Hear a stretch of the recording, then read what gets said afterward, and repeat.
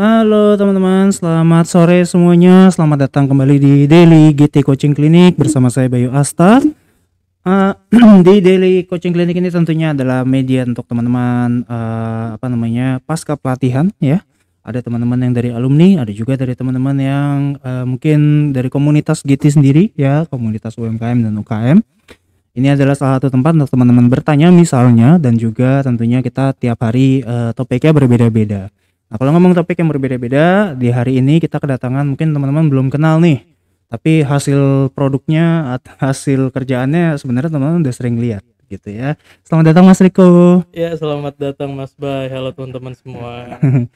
Mas Riko ini video editor ya? Ya, betul, kebetulan di Getty sebagai video editor. Oke, nah tentunya berarti teman-teman nanti silakan untuk yang di Telegram, teman-teman bisa bertanya mungkin untuk tips-tips atau bagaimana nih video editing yang mudah ya.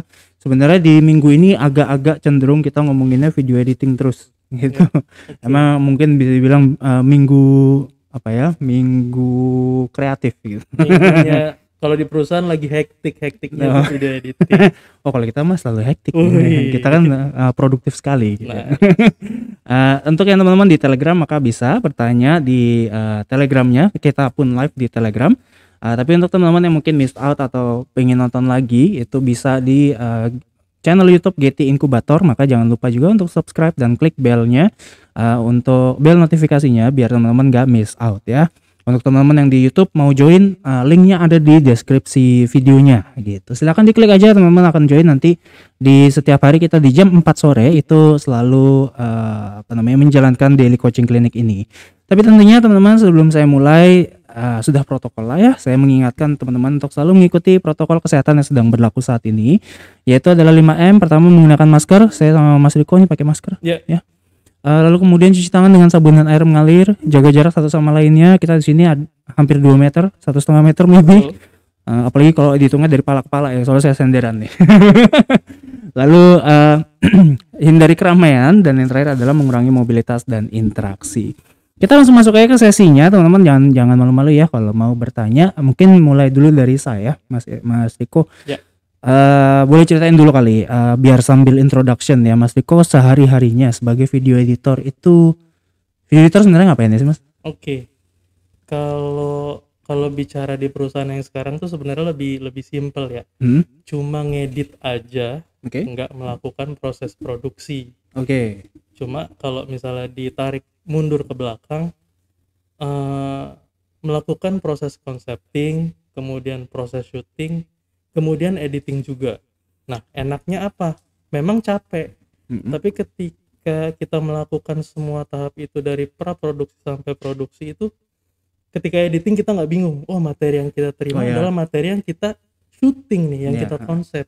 Nah, kalau sekarang lebih mudah, cuma editing aja. Cuma ya itu, kita harus benar-benar nerima naskah dari seorang produksi videonya supaya kita tuh ngerti pada saat proses editing itu sendiri. Seperti itu. Sebenarnya kalau mau dibilang video editing, apa yang diedit sih? Kalau di sini lebih ke video pembelajaran ya. Ya, kan kita memang banyak produknya pelatihan ya. Betul. Cuma sesekali kadang ada request dari user lain terkait dengan misalnya video reels. Untuk TikTok, untuk Instagram kayak gitu-gitu. Nah, itu yang sifatnya daily, yang bisa kita kerjain dalam waktu singkat. Gitu, materi kita terima, 30 menit kita proses edit, itu udah selesai. 30 menit? Ya. Untuk videonya berapa lama? Ya biasanya reels itu kan 15 detik ya, kayak gitu, atau maksimal 1 menit. Itu di dalamnya tuh biasanya isinya apa?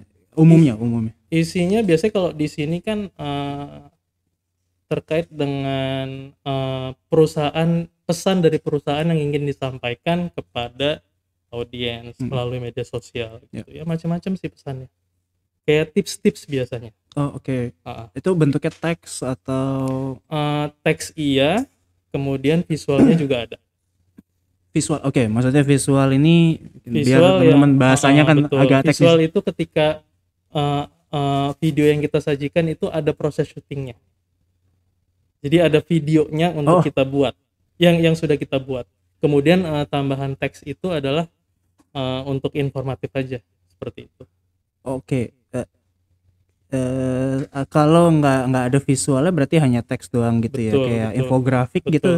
itu dibilang tanpa visual? Heeh heeh. Oh, oke. Saya pikir visual tuh kayak kalau ada gambar, misalnya saya lagi jelasin sesuatu ada bagannya, Mhm mhm. itu ngomongnya apa tuh? Itu ngomongnya apa ya, pop up text mungkin Pop ya? up text? Heeh, Oh, kalau bentuknya gambar pop up picture gitu? bisa jadi. Oh. Iya, betul betul. Cuma Eee, biasanya, heeh, keduanya itu tampil, mhm mhm, cuma yang mana yang dominan, visualnya kah atau teksnya? mmm, Tapi kalau teksnya mhm yang dominan biasanya kayak kutipan, mhm. nah nanti background, videonya itu nggak dominan, kayak cuma mewakilkan aja gitu. Ah, I see. Kemarin kan kita sempat sama Mas Yus ya, Mas Ya, Yosua juga sebagai salah satu video editor kami juga, kemarin sempat cerita soal software-nya ya, betul, pakai Premiere. Kalau di Mas Riko pun sama? sama-sama. Oh, bukan yang soalnya kan saya tahu nih ada Premiere, ada apa namanya? Final Cut Pro seperti itu, After Effects ya, After Effects, heeh kalau yang Adobe, heeh. After Effects buat apa sih sebenarnya? Lebih Kenapa ada ke yang ini sih sebenarnya, kalau After Effects tuh lebih ke kita mau ada visual yang lebih. ah, Jadi nggak cuma hasil dari video syuting, kita mau buat, teks yang dinamis, motion gerakan-gerakan, pop up teks yang nggak cuma nempel gitu doang. Nah, itu kita alihkan ke After Effects. jadi lebih detailnya lagi dan Betul, lebih lebih lebih custom ya gitu, lebih fun gitu kalau kita lihat kalau menggunakan After Effects, cuma skill-nya lebih pun lama. beda. Oh gitu? Heeh, betul. Karena kalau kalau Premiere itu ya cenderung kita cuma, membuang, video yang salah gitu kan. Ya kita cut to cut aja, bahasa editing-nya itu cuma cut to cut. Tapi kalau kita mau explore yang lebih biar, kelihatan berwarna, Mhm, colorful, kemudian ramai, nah itu kita pakai After Effects. oke. Tapi kalau di ngomongin profesinya sendiri, Mhm. namanya sama? Video editor? Nah, namanya sama, Oke, nggak beda kayak kalau animator udah beda lagi ya? beda lagi. Animator kayaknya jelas Kayaknya beda beda sih. lagi sih, heeh. Tapi kalau yang video animasi mungkin, dari Mas Riko sendiri kan pasti pernah lihat ya video-video animasi 2 Betul, dimensi heeh, gitu-gitu, itu nggak mungkin lah ya pakai Premiere. betul. Objeknya sendiri kan kayak kartun gerak-gerak gitu kayaknya nggak mungkin ya. Iya, itu di luar dari Adobe Premiere. Itu ya itu jelas Heeh ya udah di heeh luar ya. heeh. Dia kayak movie making gitu ya, intinya adalah, Iya, betul suatu betul, heeh film heeh. gitu. Jadi kalau Bahkan ada yang ya per frame-nya dia gambar sendiri, cuma digital ya. Nah, nanti tinggal digabungin kayak semacam, ah, time lapse atau apa ya, jadi gambar bergerak gitu, cuma iya iya. digital. Eh, tapi itu jelas bukan itu udah bukan video editing lagi ya, Bukan, itu skopnya. benar-benar, orang yang sudah pandai untuk menggambar secara digital, Mmm. seperti itu. Kemarin kita sempat ngobrol juga, kayak sekarang ada tools-tools kayak CapCut gitu kan Betul, yang lebih gampang gitu ya, heeh, untuk editing. Mas Riko, kalau dari Mas Riko sendiri kan kemarin kita udah ada Mas Yos, mhm, mungkin beberapa minggu sebelumnya ada Mas Oo juga, kan sempat ngomongin soal foto editing sih waktu itu ya, bukan iya. video ya. Kalau dari Mas Riko, software totally hanya, Premiere? Nah ini menarik sih. Mmm, Jadi ketika sekarang itu zamannya kan berubah ya, mhm, kontennya itu cenderung daily. iya, Ketika daily kita itu butuh percepatan untuk proses produksi, Mas Bayu. mhm, Nah, makanya banyak orang, "Ah, yaudah biar cepet ngambil gambar di handphone, ngedit di handphone." iya, Nah, itulah kenapa tercipta yang namanya berbagai aplikasi dari handphone, kayak CapCut, KineMaster dan sebagainya. mhm. Nah, kalau dari saya, karena dari awalnya itu profesi sebagai videographer dan video editor yang mengedit secara proper. Mhm, Secara proper itu kan artinya dengan berskill naskah ya? yang jelas, Aha, terus kualitasnya tinggi, nggak mhm. mungkin kita bisa peroleh dari CapCut. Oh, oke. Nah, makanya kalau saya jujur pribadi, saya nggak mengikuti secara dinamis terkait yang CapCut itu tadi, Mhm. yang mengedit dengan cara cepat. In fairness bukan cuman CapCut ya.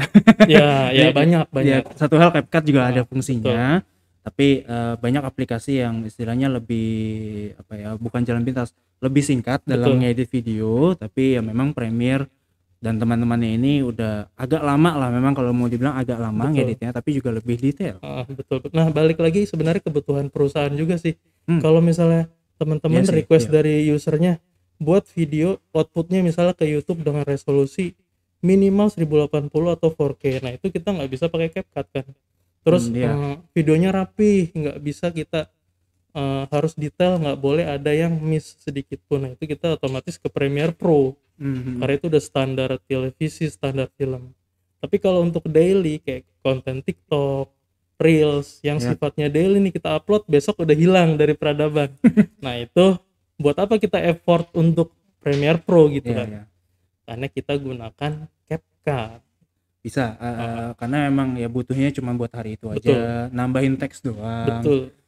Apalagi kalau dalam satu perusahaan sih, bahkan perlengkapan produksinya pun udah bagus sih ya. Jadi Heeh, kan seringkali kadang-kadang gitu, saya pakai kamera yang mungkin nggak sebagus itu, paling nggak kalau di Premiere masih bisa dinaikin sedikit lah gitu. betul. Tapi kalau ini udah bagus nggak usah di-bump, udah langsung aja Iya, tambahin teks. betul.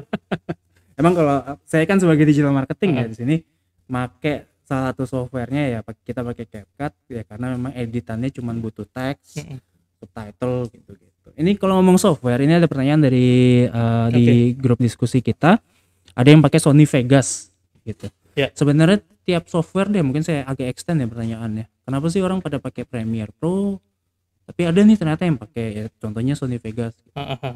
Oke, pertanyaannya berarti dia menggunakan Sony Vegas Mm, gitu. mm. Terus nggak ada kayak reasonnya harus pilih apa sih aplikasinya gitu nggak? Enggak gitu. Jadi istilahnya kan kebanyakan orang pakai Premiere Pro gitu. Heeh. Apakah dia nggak miss out satu hal gitu karena dia Oke. nggak pakai Premiere Pro? Eh, Kalau kita mau belajar dari aplikasi satu ke yang lain, kita punya kesimpulan itu timelinenya ternyata sama. Hmm. Kayak timeline preview, timeline untuk cut-to-cut-nya, terus efeknya. Hanya mungkin posisinya berbeda-beda aja. Di Sony Vegas mungkin bisa kita tampilkan di sini, di sini, di sini. Seperti itu. Nah, untuk perbedaannya saya merasa ada tapi nggak signifikan. Oke, bedanya di mana emang? Kayak misalnya namanya aja, nama contoh kayak Final Cut Pro dengan Adobe Premiere. Itu kalau kita bahas di Adobe Premiere, judul untuk ekspor videonya adalah export. Oh, Jadi tapi kalau di Final Cut itu save. kalau save ya Save benar, media. save media. Jadi itu aja sih. Tapi kalau kita breakdown nih, kita jejer Final Cut Pro, Sony Vegas dan misalnya apa satu lagi, itu Ya. sama. Oke, bisa dibilang nggak ada bedanya. Bedanya ketika teman-teman mau menggunakan lebih dari sekedar cut to cut dan mengisi sound musik. Nah, contohnya apa? Kayak tadi penggunaan After Effects. Teman-teman mau insert lagi nih teks yang pop up-nya tuh keren gitu, terus sound effect gitu, atau enggak apa namanya, teks yang berjalan tapi kita modifikasi sendiri. Nah, itu beda lagi. Iya, iya. Kayak gitu sih. Intinya berarti ya pilihan Intinya ya, teman-teman lebih familiar yang mana kali ya? betul. Garis besarnya sama. Cuma kalau pribadi dari saya, tergantung. Biasanya teman-teman editor nih nyaman di pertemuan pertama. Dengan aplikasi apa itu? Dia nyaman di situ. Iya, iya. Kayak gitu. Belajarnya apa? Betul. Makanya kalau ditanya, kalian lu pakainya apa sebagai editor? Oh, gue sih Sony Vegas, nyaman gue pakai itu. Kita nggak bisa menganggap itu sebagai sebuah mengecilkan Superior, skill dia gitu, karena dimana dia ketemu pertama kali dengan aplikasi, di situ dia nyaman. Emang sih, ini mungkin saya relate karena ini hobi doang tapi ya. Ya. Saya hobinya, salah satu hobinya adalah 3D design. Nice. Belajar paling gampang pakai Blender. Ya. Itu kan, nah Blender itu jauh lebih mudah daripada 3ds Max, let's say. Betul. Tombolnya semua ada di situ. Kalau 3ds Max tuh tombolnya icon semua. Tapi kan ini pendapat saya gitu ya. Banyak orang yang belajarnya malah langsung 3ds Max. Betul. Nah, mereka bilang ya udah enakan sana. Fitur, jujur kalau fitur saya merasa kalah Blender, karena ya satunya free, satunya beli gitu. Betul. Kan beda soal. Tapi memang nah ini kejadian Blender itu ganti UI. apalagi waktu Blender seri berapa mungkin setahun yang lalu ganti Oke. jadi Blender EV namanya, UI-nya berubah banget berubah banget jadi kayak 3ds Max. Oh gitu. Mirip-mirip sana. Fiturnya pun dia nambah render Mm, mm, engine itu teknis banget. Nah ini begitu ganti saya jadi males lagi mainnya, nggak nyaman aja. Iya iya iya. Tapi softwarenya basically the same. Iya betul betul. Jadi mungkin buat teman-teman juga jangan khawatir ya kalau ngomongin software sih. Intinya output gak sih Mas Riko? Betul, output. Hah? Heeh. Jadi apapun yang kalian pakai gitu, outputnya itu yang bikin beda adalah kreativitas soul kalian dalam mengedit. Ini konteksnya video editing ya. Jadi semua orang bisa belajar video editing, cuma buat bisa punya soul yang tepat, kayak Soul. nentuin kapan kalian harus potong itu video, kapan kalian harus ngepasin video dengan musik. Mhm. Nah, itu yang nggak bisa semua orang punya, soul. Oke. Jadi kalau cuma editing, seminggu orang diajarin juga bisa. Cut motong, cuma pencet C, kepotong. Terus backspace, delete gitu kan. Heeh. Ngetrim, nyatuin. Tapi untuk nentuin kapan waktunya ini ganti frame ke frame yang selanjutnya. Nah, itu nggak banyak orang. Ini mungkin yang akhirnya membedakan ya, Iya. profesional video editor dengan hobis. Betul. Saya mikirnya apa ya, hobis ya mungkin ya, yang apa suka aja main. Tapi tentunya fungsionalnya ya masing-masing. Memang kalau Mas Riko ya teman-teman, kita memang udah dari awal kan butuh tenaga Mas Riko ya kreativitasnya. Iya. Kalau cuma sekedar potong-potongan doang ya Mas Bayu aja, ya saya nggak mau. Nggak mau. Ini tadi sempat kita ngomongin softwarenya, boleh saya mungkin ngomongin hardware kali. Hardware. Kalau hardware sendiri ini juga soalnya kan preferensi ya, Betul tiap betul. orang. Saya soalnya selalu dengar gitu, Windows versus Mac, Heeh. gitu kan, Apple maksudnya. Mas Riko sendiri menggunakan di kantor nih pakai Windows kalau nggak salah. Pakai Windows. Tapi peralihan juga sih, pertama masuk sini Oh iya. pakai iMac, Heeh. produk Apple, kemudian pindah ke Windows. Tentunya pasti dua-duanya ada plus minusnya. Nah, itu perlu kita bedah. Jadi kalau ya plus minusnya adalah yang pertama, kalau kalau Apple, pertama kali kita bahas Apple ya. Ya. Untuk kondisinya normal dulu nih, antara misalnya Windows dengan i5-nya dengan apa namanya RAM 8, Ya. kemudian Apple-nya juga sama. Ya. Sama-sama ya, kita Apple to sama-sama. Apple, biar Nah, Apple Apple to Apple. biar Windows to Apple. Ya. Bukan Apple to Apple. Nah, nah, kalau kita gunakan dengan project yang sama, load yang sama, Apple jujur lebih stabil. Dia akan nggak bakal yang namanya tuh kayak crash. Oh ya, atau gagal render ya. Ya, biasanya teman-teman kalau ngalamin tuh di Windows tiba-tiba close sendiri projectnya. Nah, itu kan bahaya kalau misalnya belum di save. Kalau di Apple jujur dia stabil. Bisa 2 hari nonstop nggak berhenti, nggak mati tuh laptopnya, bisa. Oke. Tapi kalau di Windows dengan spek yang sama tadi Lebih cepat. Tapi kalian harus apa ya, Merhatiin. iya harus hati-hati juga.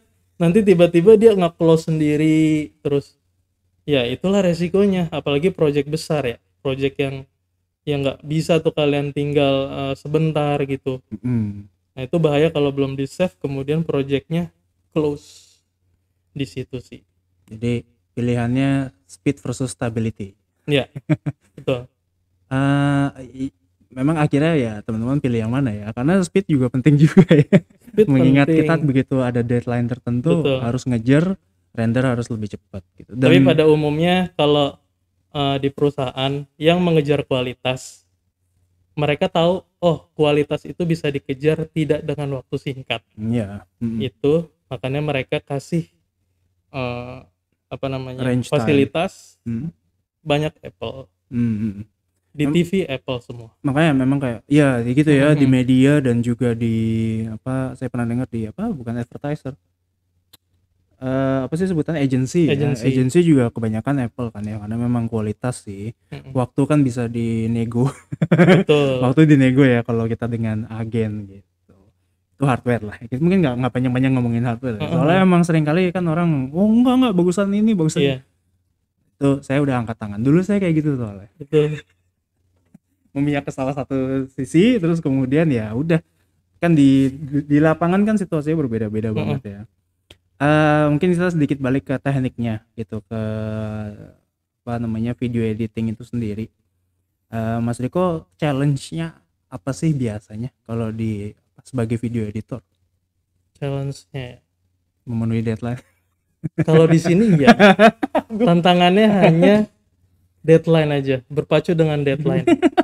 Sebagai salah satu yang ngasihin kerjaan jadi nggak enak. Oke. Karena kan datang dari kami. Karena gini, kalau di sini jujur eh, terkait deadline aja, kemudian untuk kualitas nggak terlalu.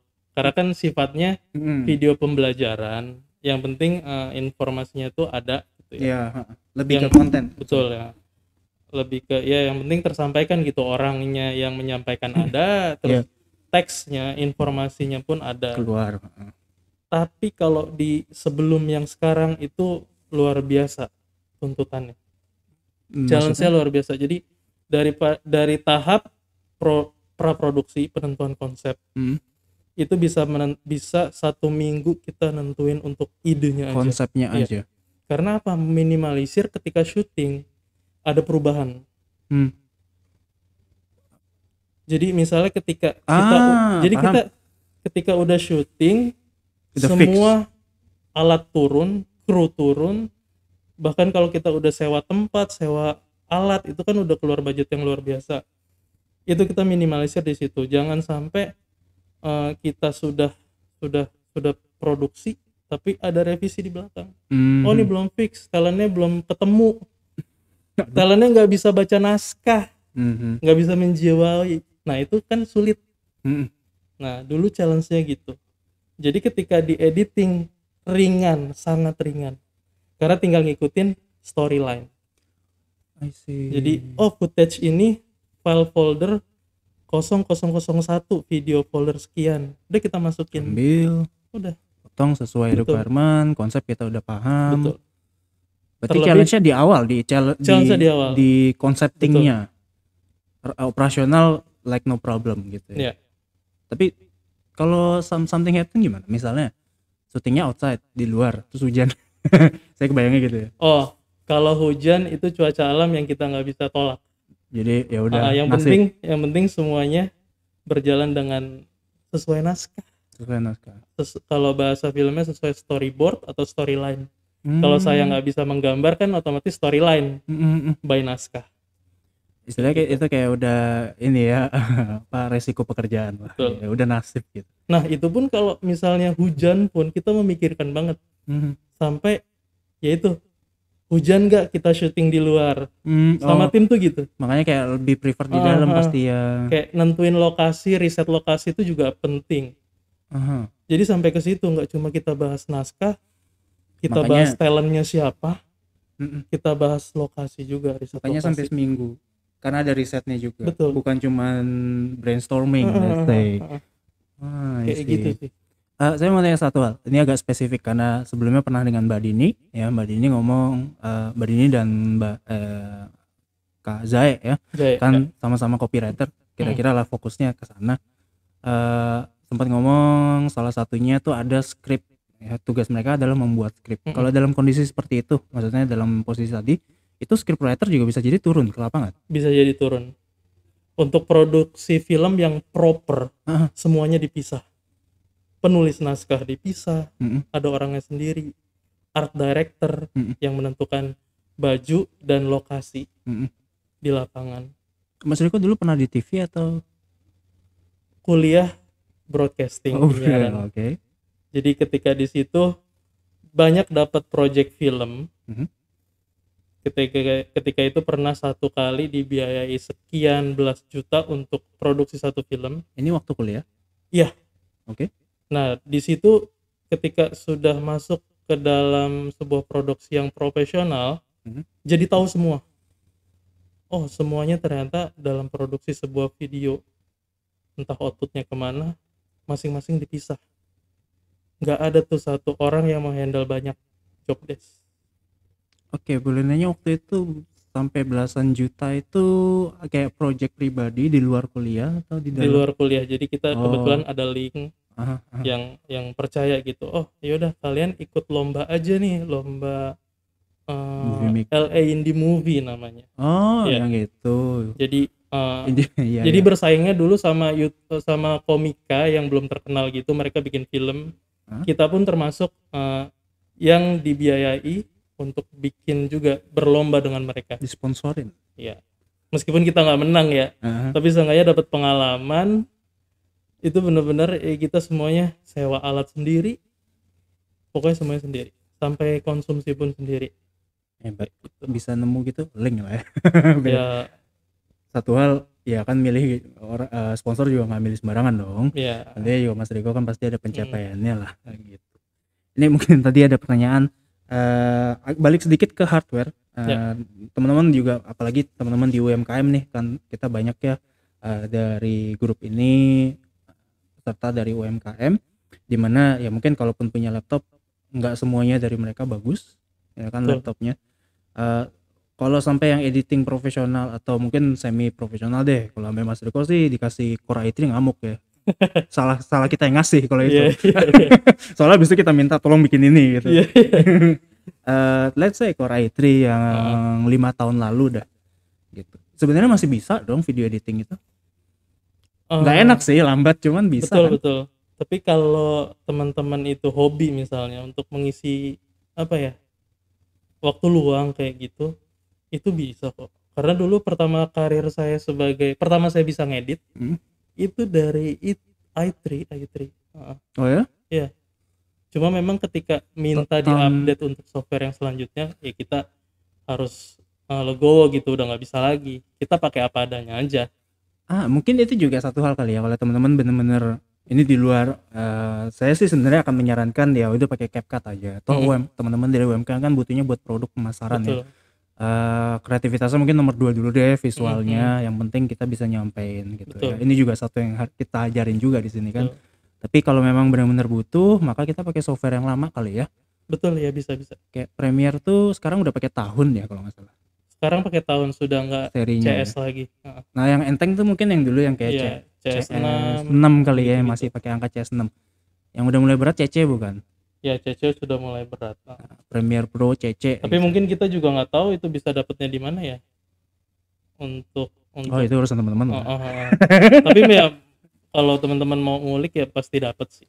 Pasti ada yang jualan juga. Mhm, Kalau mhm. mau benar-benar yang teman-teman mau beli gitu ya, sebenarnya sih software nggak sulit, apalagi software. Betul. Itu pasti orang Intinya ada budget. nggak usah berkecil hati ketika alat yang teman-teman punya itu nggak apa ya, Nggak speknya itu mencukupi. nggak tinggi gitu, karena Mm-mm. balik lagi ke kebutuhan teman-teman sendiri itu ya. Ya, Kayak tadi sih gitu. makanya kenapa kan saya bilang ya bahwa kita kalau gunanya untuk pemasaran, apalagi teman-teman yang kalau laptopnya belum bagus berarti ya dalam tahap awal juga ya, buat apa yang berat-berat Betul, juga. Kalau dibandingin sama kita ya susah, teman-teman di sini mah produksinya udah full on mhm, gitu mhm. ya, apalagi dibandingin sama agensi-agensi Apple yang puluhan juta gitu, bukan satu tower sebutannya apa sih, yang Mac Pro gitu ya, emang mereka butuh gitu Betul, kan, ada betul. beda soal ya ininya. Jadi jangan khawatir mungkin teman-teman, buat soal spek sih no problem Mhm. ya, tergantung dari fungsinya gitu. Nah teman-teman, mungkin sebelum saya lanjutkan, teman-teman saya mengingatkan kembali ya untuk teman-teman yang nonton di Telegram yang live, ini saya lihat tadi ada beberapa yang baru masuk. Untuk kalau mau nanya-nanya, ini hari ini kita membahas soal video editing ya, video editing dengan Mas Riko, salah satu video editor kami. Monggo, masih ada waktu sebentar lagi sih sebenarnya ya, kita karena memang cuma setengah jam, mungkin 5 menit lagi lah. Teman-teman silakan aja diketik pertanyaannya, kita kan ada di grup diskusi pelatihan ya, ada chatnya tuh. Silakan diketik di sana. Untuk teman-teman yang nonton di YouTube nih, lagi nonton di masa depan ya berarti ya. Halo future. Eh, Teman-teman kalau mau ikutan, wah saya pingin nanya-nanya gitu, silakan, linknya ada di deskripsi produk, deskripsi produk kan saya selalu deh, Iya, iya. deskripsi video Deskripsi description. video. Ya gini lah kalau namanya merchant ya, penjual toko online, deskripsi produk. Deskripsi video di bawah, diklik aja linknya untuk teman-teman join. Nah untuk teman-teman mungkin mau nonton, tadi di awal kita ngomongin apa, tenang aja, dalam waktu beberapa hari akan live di YouTube di Getty Incubator channelnya. Jadi teman-teman juga jangan lupa subscribe dan klik belnya gitu. Ini kalau mungkin belum ada pertanyaan lagi di sini, mungkin pertanyaan terakhir ya. Saya sebenarnya banyak sih pertanyaannya. Untuk teman-teman jadi properly video editor ya, tadi kita nggak sempat ngomong soal soul gitu, itu saya sebenarnya pengen explore yang itu. Ini bisa dilatih gak? Bisa nggak dari pengalaman let's say 5 tahun? Pengalaman, bisa dilatih atau enggak ya? Saya merasa saya melatih diri saya tapi nggak sengaja. Kayak gitu Mas Jam terbang. Jam terbang, terus kayak kita sukanya nonton film apa. Nah itu secara nggak langsung kayak punya standar tersendiri tuh dalam kita mengedit sebuah video. Kayak kita nonton di YouTube aja, ngejar kualitas nggak sih, ngejar sinematiknya nggak sih. Ketika kita merasa kayaknya sinematik itu bagus, nah kita punya next level tuh, naik sendiri standar editing kita, soul kita tuh. Karena kita juga kayak soalnya dapat referensi baru lagi gitu. Lain cerita kalau misalnya teman-teman seringnya nonton sinetron nih, nah itu beda lagi. Kayak gitu loh, kira-kira begitulah. Bakatnya menjadi bikin film dramatis kali ya mungkin. Tapi perlu mempelajari semua. Jadi supaya kita tahu ketika dimanapun perusahaan nanti teman-teman bekerja gitu, bisa lebih adaptif kayak gitu. Ya satu hal mungkin gitu kali ya, video editor juga nggak bisa terlalu idealis juga sulit. Betul, ya? sulit. Mungkin kalau dibilang kita kan ada banyak video pelatihan di Getty gitu. Salah satu contohnya kalau terlalu idealis dengan kualitas jadi lama, padahal kita butuhnya cepet. Ya. Nggak bisa ya, nggak bisa dikejar ya. Teman-teman bisa idealis kalau ngambil freelance dari luar gitu, dan teman-teman bisa bercerita sama usernya, sama si kliennya. Oke, saya seperti apa gitu. Biasanya sih kalau kayak gitu klien terserah, cuma ngasih misalnya produk, ngasih konsep, terserah deh kalian mau explore kayak gimana pun. Nah itu kita bisa idealis. Tapi kalau dalam perusahaan kita harus ngikut. Oh gitu ya? Freelance malah bisa lebih. Iya, sepengalaman saya lebih dibebaskan. I see. Saya awalnya pikirnya mungkin kalau freelance malah nggak bebas, karena kayak perusahaan pasti udah punya standar di set gitu. Terus saya mau gini. Biasanya saya cuma minta ada video referensi nggak, kira-kira mau seperti apa. Nanti ketika ditunjukin, ya kita tunjukin juga hasil kita bisa lebih bagus dari referensi yang dia kasih. Tapi mungkin beberapa gayanya mirip. Betul. Gitu ya. Kayak... Kan kita ini ATM, amati, tiru, dan modifikasi. Oke, ini ATM-nya amati, tiru, modifikasi. Kalau Kang Putra yang expertnya di marketplace, amati, tiru, murahin gitu. Ya. Marketplace pedagang gitu ya, sukanya persaingan soalnya. Kira-kira gitu. I see. Mungkin satu hal yang bisa saya ambil adalah soal referensi tadi ya. Teman-teman juga mulai, kalau memang niat jadi video editor, maka dari sekarang, paling nggak dari sekarang udah mulai waktu mengkonsumsi, mungkin lagi nonton ini, teman-teman perhatiin juga nih gayanya. Betul. Kita gimana nih coloringnya, framingnya. Framing ini penting banget, framing. Salah satu contohnya gitu. Jadi referensi banyak. Kalau ini gayanya Mas Ool sama Mas Lutfi nih, ya, kameramen, videografer kita lah gitu. Nah, jadi mungkin satu hal juga kita mulai belajar itu kan nggak harus dari buku, tapi juga ya dari apa yang kita konsumsi sekarang. Memperkaya referensi shot. Seperti itu. Itu mungkin satu take away yang penting buat teman-teman ya, untuk jadi videografer yang andal lah. Video editor juga bisa termasuk ya dalam halnya. Oke deh, thank you teman-teman. Kita udahan ya. Oke. Langsung lega. Teman-teman, sebelum mengakhiri tentunya saya ucapkan terima kasih banyak nih udah ikutan nonton. Di sini ada beberapa peserta ya. Kita tenang aja, mungkin kalau teman-teman ada pertanyaan selanjutnya, kita nggak cuman di hari ini dan juga nggak cuman di minggu ini, kita bahkan sebenarnya rencananya paling nggak daily ya. Jadi besok pun ada lagi dengan topik yang berbeda, dengan expert yang berbeda juga. Kecuali Mas Riko mau lagi besok?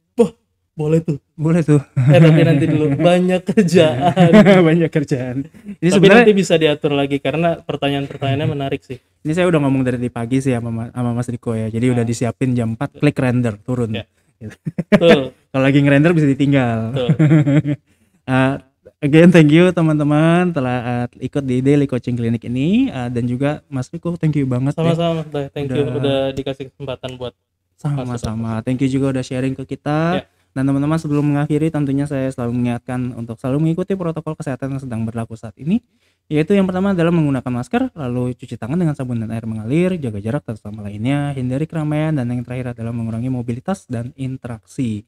Sampai jumpa lagi teman-teman, sampai ketemu di sesi Daily Coaching Clinic selanjutnya bersama saya Beo Asta. Saya ucapkan selamat sore. Assalamualaikum warahmatullahi wabarakatuh. Waalaikumsalam.